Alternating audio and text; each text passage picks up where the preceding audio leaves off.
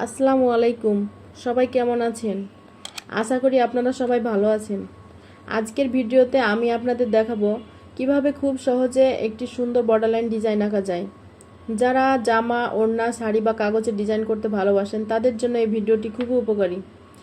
ভিডিওটি শুরু থেকে শেষ পর্যন্ত দেখুন, তাহলে পুরো ডিজাইনটি খুব সহজে শিখে নিতে পারবেন। প্রথমে আমি একটি আঁকাবাঁকা লাইন টেনে নিচ্ছি।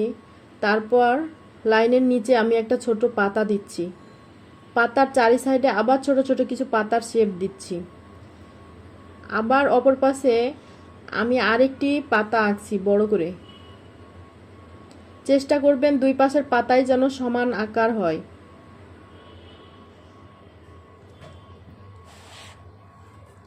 এবং লাইন দুইটার মাঝে সমান দূরত্ব রাখার চেষ্টা করবেন, তাহলে ডিজাইনটি আরও সুন্দর দেখাবে।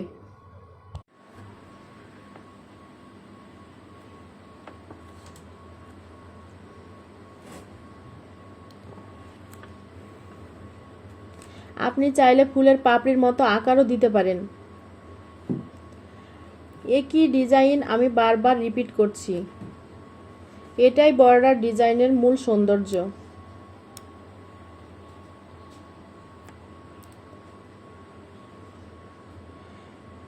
ধীরে ধীরে পুরো লাইনে একই প্যাটার্ন বসিয়ে দিন।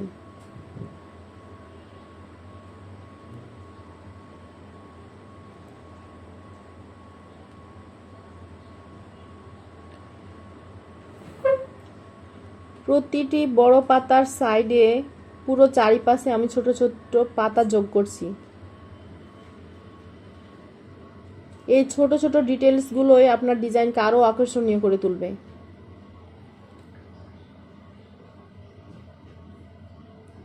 আপনি চাইলে এখানে রঙও ব্যবহার করতে পারেন।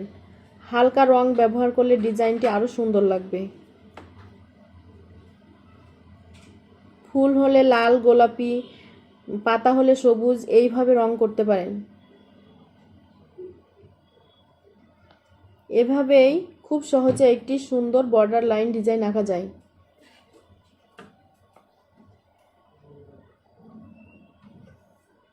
আপনারা বাসায় বসে এই ডিজাইনটি প্র্যাকটিস করতে পারেন।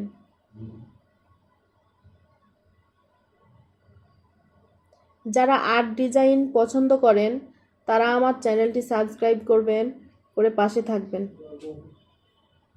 তাহলে আমার চ্যানেলে এই সুন্দর সুন্দর ডিজাইনগুলো দেখতে পাবেন।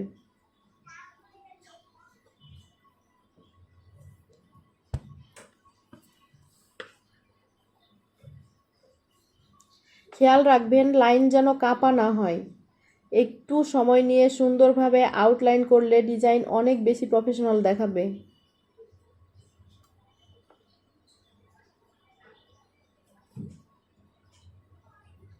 ধীরে ধীরে পেন্সিলের ওপর দিয়ে ট্রেস করুন।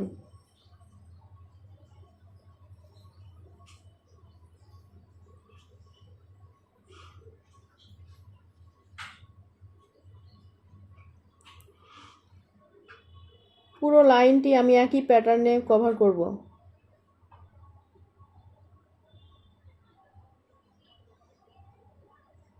চেষ্টা করবেন দুই পাশেই যেন সমানভাবে আঁকা হয়।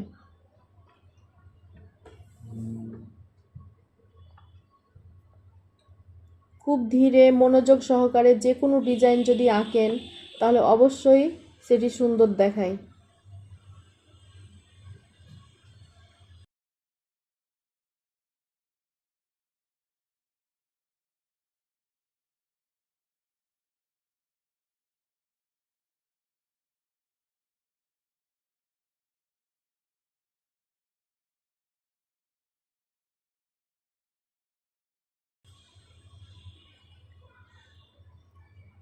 দেখুন কিভাবে আমি খুব সহজেই একটি সুন্দর বর্ডার লাইন ডিজাইন আঁকলাম।